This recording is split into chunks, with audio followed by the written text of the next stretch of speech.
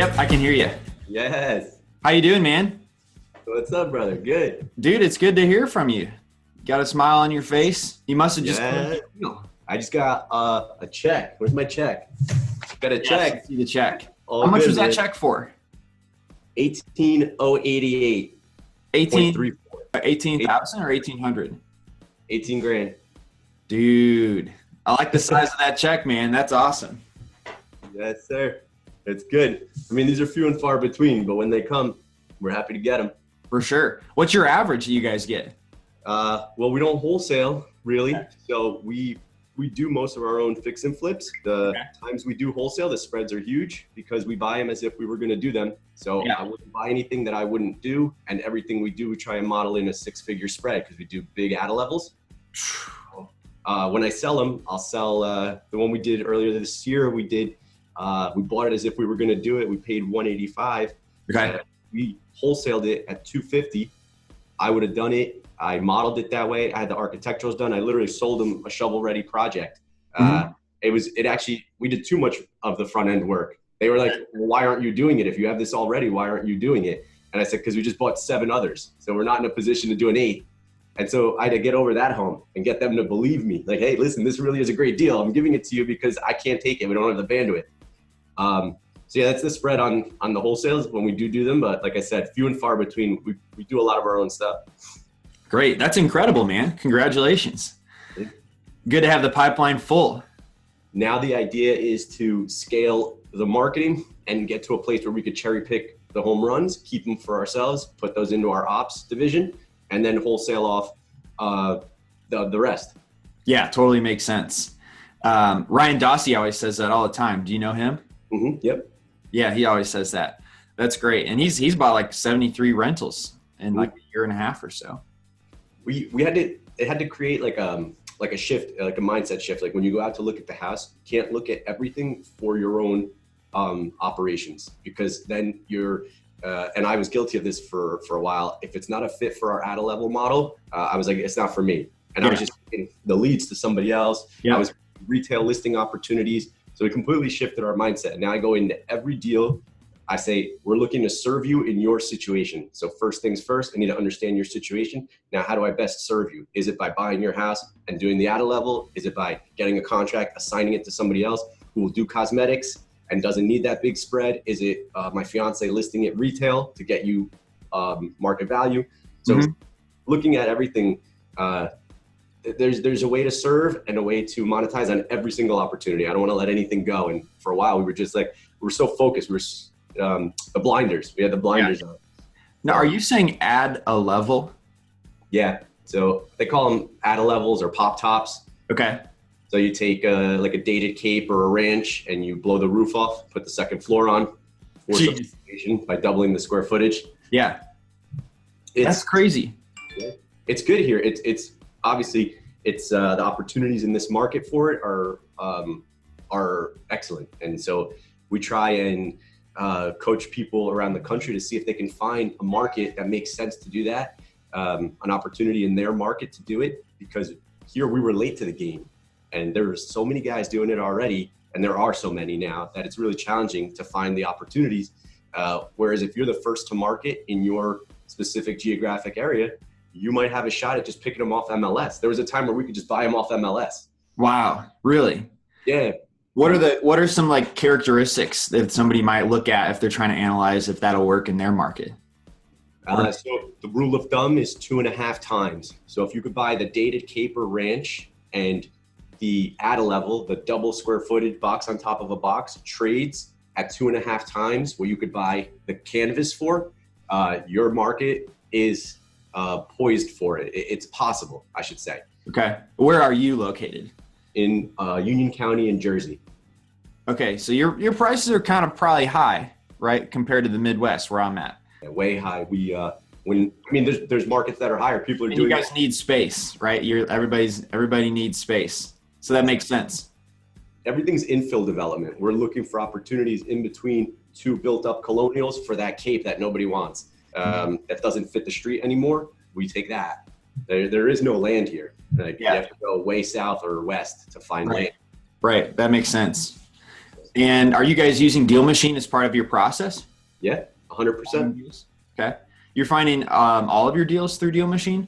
No, most of our stuff still comes organically. I would say 3 to 1. We get a lot of our stuff organically by virtue of the stuff that we're doing on social media. Shaking hands and I'm speaking at events and networking and hosting events. And so deals find us because we're out there, and we have been for a few years. And that is like, your business is only so healthy as you are. So as soon as I stopped going to events, or we had some stuff come up earlier this year that prevented us from networking, we had to really just go silent on social. So for 3 months, there was nothing. It was crickets. So you know what happens, like people aren't hearing from you, they're not seeing you, they forget about you. And that's why we had to turn on paid. Organic is one thing, paid is different. And I consider DealMachine part of our paid lead gen strategy. Right. It's one of like 12 spokes in our wheel. Okay. Do a lot of different things. I just love DealMachine because it's the driving for dollars 2.0. You know, like I used to drive around with the map, highlight, write the street, like the house address next to the street in Excel, everything in Excel. And now, thanks to what you've done, we're able to do all of that with the app. That's awesome. Are you guys doing it with a team? You guys have multiple people on your account adding properties? Yep. Yeah. I have 3 deal finders. We find, this is the weird part, and so you probably heard this before, but I find that the houses that I pick, for whatever reason, I give everybody the same criteria to look for: overgrown grass, everything that you pre-program into the system. But for whatever reason, I see a house, I pin it. Those are the ones that always come to us. Those are the ones that they call and they're like, hey, we got your note.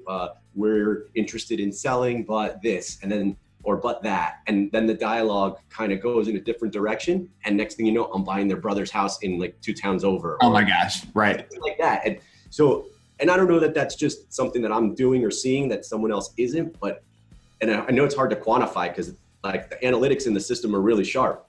And it's like, it's hard to quantify. I have 3 irons in the fire off DealMachine pins from leads that I'm not even going to buy that house. I'm having a dialogue with someone about something else after pinning their house in the system. Yeah. Well, how are you guys getting in touch? Are you sending mail or are you doing cold calling? Both. We actually just turned the cold calling off. The mail is still the default. We go through the mail. Yeah. Cold calling, what I found, and I don't know if this is common too, but what I found is that we were creating motivation by calling, because yeah, they have an unkept home, and you know, that might be the case, but all of a sudden we call and we're like, hey, are you interested in selling your home? And we just gave them motivation. Like they're like, I guess, yeah. So what would you give me? It's like, wait, no, like we need you to be motivated already. Otherwise, now we're getting sent on these wild goose chases. We're getting sent out there on appointments, and they're like, well, you know, if you'll give me a crazy number, I'll sell. Like, well, that's not what we do. We're investors. So we're getting better about qualifying the leads before we get on the appointments now. Okay, gotcha. So you're doing that. You show your cold calling off. Okay, great. Yeah. So when somebody calls in now, you're asking them like, why do you want to sell your house? And that type of question, right? Yeah. I'm using the typical script. Like you let them tell you about the house. Say, it sounds like a great house. Why are you selling? And pull like you're kind of pushing away a little bit. Yeah. I want to know like, what's your situation? And then, who is it? Alex Pardo? I think he says like, go for the no. Absolutely. Like, find out, like get him to tell you no. Why not? Why not? And keep asking questions until I figure out, because you know it's never what they say. Like the issue is never the issue. It's always what's behind it, right? Like what business are you in? Are you really in? Like why do you want to sell your house? But why do you really want to sell your house? Right. And so I can serve you if you tell me the truth. Be honest. Like I want to go to Virginia because that's where my grandkids are. Mm-hmm. Okay. Like I can have you there in 2 weeks. How's that? And like that's what we're trying to get at. Otherwise, they're like, you know, and this and the house, it's not in bad shape, has good bones. I did this. It's like, but none of that matters because you really just want to go to Virginia, right? So let me help you. Yeah. So I know that it's tough to quantify that. That's great. Well, do you know how many deals you've done from DealMachine so far? Just one so far. Okay. You just said your first one. Was it the $18,000 one? No, this is an add a level. It's the 3rd deal I ever pinned in the system. Okay. It took one round of mailers, 2 rounds of mailers. I think they got a second card. That's when they called. And then it took about a month negotiating. They had another builder promise to buy the house. That guy was dragging his feet, and the woman was frustrated when she called. And I said, well, we're not him. Don't lump us all together. He's a builder, we're a builder, but we're a different kind of builder. And so I figured out what did they really want? Well, the mom had passed away. The brother and sister inherited the house, and the mom had said, don't let him tear my house down. Okay. And so this is in a neighborhood. It's 2 blocks from where I live. That's why it was so easy for me to pin it. I did it while I was walking for dollars, not driving for dollars. That's awesome. And so they said, so you'll keep the house. I said, yeah, we're in the business of keeping houses. We're not your like tear down style builders. And so that resonated with them. We bought it for less than the other guy was going to pay them before he faded. Right. And so I have the plans actually right here. Yeah, let's see it. It's to give you perspective on what an at a level it looks like. Look at the size of this thing. Wow, that looks really nice. We hired the architect that the original builder had hired to do preliminaries. He's in town. I'd heard his name before. I'm gonna show you a picture of the before. Okay. And he draws a sick plan set. And here's the before.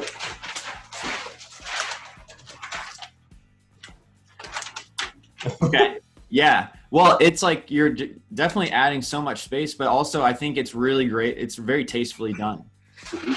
You guys, I mean, I've seen some stuff here in the Midwest where the add a level just is like a vinyl square top, but you guys really kept the style of it. And I really love that. Looks great. It's called modern farmhouse. That's the, that's the aesthetic that he's drawn, and that's what's selling in that market. So the numbers are crazy. Like we're paying we bought it for $535. By the time I closed with hard money, it was $550. Mm-hmm. Construction financing, I just locked that in yesterday, $350 more to put the second floor on. And our ARV is 1.4. So we're talking about like it's a monster deal. It's a crazy spread. Our debt service is going to be probably close to 10 grand a month when we're fully drawn out. Yeah. So the idea is to get this thing done, get it pre-sold, and get out from under it fast. For sure. Wow, that's great, dude. I've never heard about this, and you just kind of opened my eyes. This is really interesting. This model, this niche is, I did a Bigger Pockets interview, like I think it was like episode 258 or 268, something like that. And this really resonated with a lot of people around the country because it's so different. It's like, well, and the barriers to entry are really kind of crazy, right? Like if you're a construction savvy guy, you can wrap your head around this blueprint and how to build this. But if you're like a finance guy, if you're like a wealthy doctor or dentist, you might have the capital, but you don't have the construction savvy, you know? So a lot of guys, and what we found now is that those 2 guys are finding each other. And so they're bidding alongside us in competition for these same properties because they're like, I have this skill set, I have these finances, let's go and do this because the spreads are so big. And so anyway, yeah, when we put that out there and Bigger Pockets gave me a platform, people started chiming in saying, I think this might work in my market. How do I find out? I said, well, the 2.5 times multiple, take a look at that. If it clears that threshold, that hurdle, now you can start looking for specific opportunities in your market. But first, your market has to qualify. And so in New Jersey, because the numbers are what they are, that's the possibility. In other places, some people looked and it wasn't there. I have a buddy just flew in from St. Louis, spent 2 days with me, and he's going back and he's like, this is an option in my market. He's like, I want to come see it done. He thinks it's an option in St. Louis? Yeah. Yeah. Wow. I forget where in St. Louis. That's where you are, right? Well, I grew up there and I'm in Indianapolis, which is very similar market, but I didn't think it would work because there's just, we don't have houses that look like that, you know, that can sell for $1.4 million.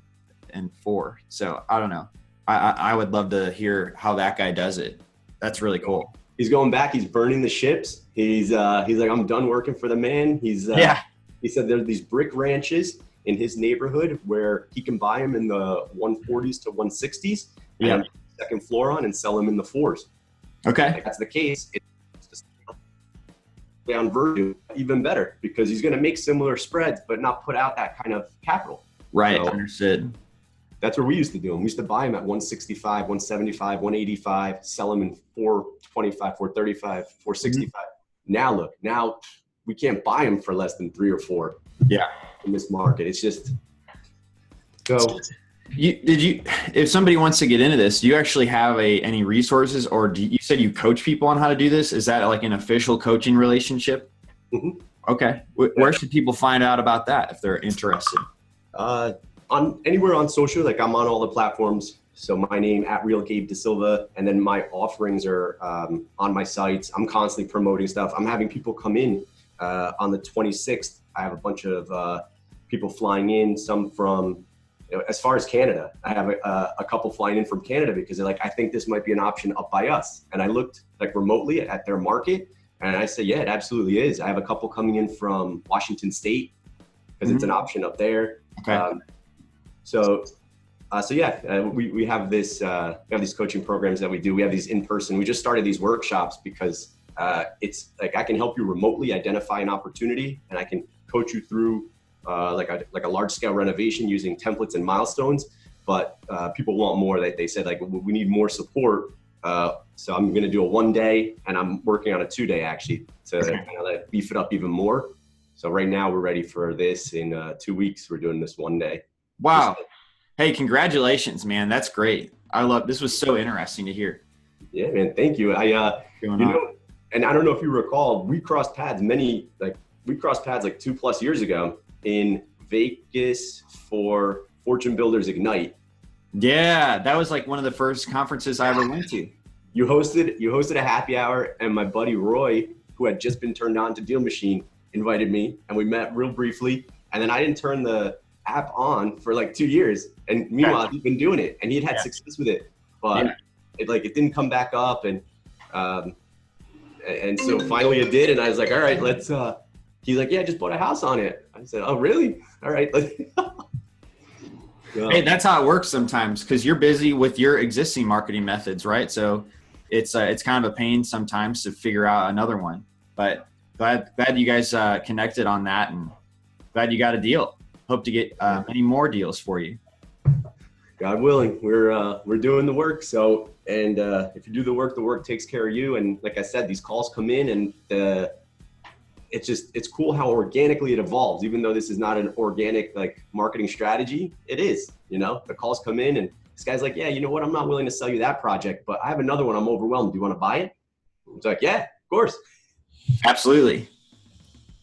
That's awesome, man. So, what other little nuggets you want to drop before we get off the call here? I just say that aside from like the app and what it's done, and it's been able to really take driving for dollars to the next level for us. Like I said at the beginning, it's 2.0. It was really difficult to scale the driving, writing, trying not to rear end people or run over kids on bikes while you're like identifying houses, right? And then later having to do the research, having no photos.